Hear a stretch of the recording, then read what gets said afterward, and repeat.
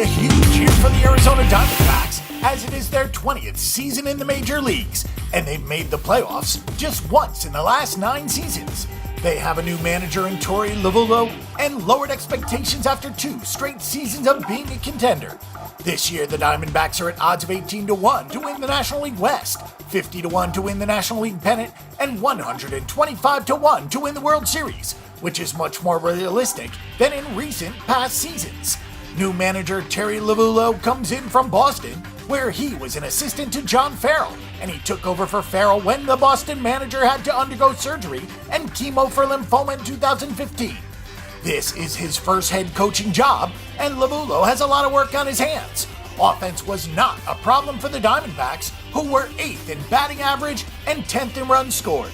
Even with Jean Segura now in Seattle, they should be fine with Paul Goldschmidt and Yasmani Tomas, who exploded in 2016.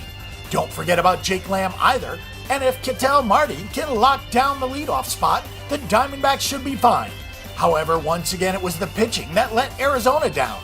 The Diamondbacks were dead last in the entire major leagues in ERA, 28th in quality starts, and 29th in opposing batting average. Zack Greinke was not good at all in 2016, and even worse, he had injury problems. And at 33 years old, it probably is not going to get much better. Robbie Ray is the best of the rest in the rotation, which is saying something, and the bullpen isn't exactly anything to brag about. The Diamondbacks did bring in Fernando Rodney, but the 39-year-old closer might not have many opportunities to get saves.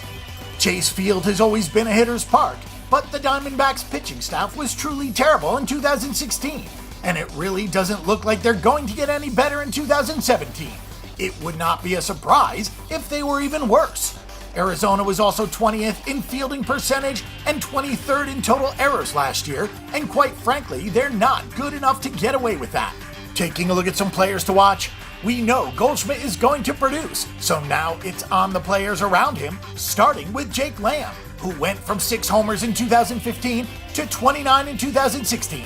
The Diamondbacks need him to continue his ascent, and at 26 years old in a park like Chase Field, 30 homers should not be out of the question. The same goes for Yasmani Tomas, who is a month younger than Lamb. Tomas went from 9 homers in his rookie season to 31 last year, and he could be even more dangerous than Lamb. However, he has a problem that the Diamondbacks have as a team. Arizona was 5th in the majors in strikeouts, and the Thomas, Lamb, Goldschmidt trio were at the forefront of that. It can pay to be aggressive, but sometimes you need to be patient. Simply put, Zack Greinke needs to be better in 2017. His 26 starts were his lowest since becoming a full-time start in Kansas City in 2009, which means he had a low innings year, and his 4.37 ERA was his worst since back in 2005, when he had an ERA of 5.80.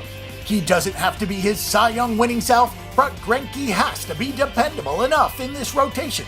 The Diamondbacks would like Ketel Marte to step into Segura's leadoff role to give the big guys a chance to drive runs in. However, Marte went backwards at the plate in 2016. If he can lock down the leadoff spot and get on base, the Diamondbacks are going to be a fun offensive team to watch.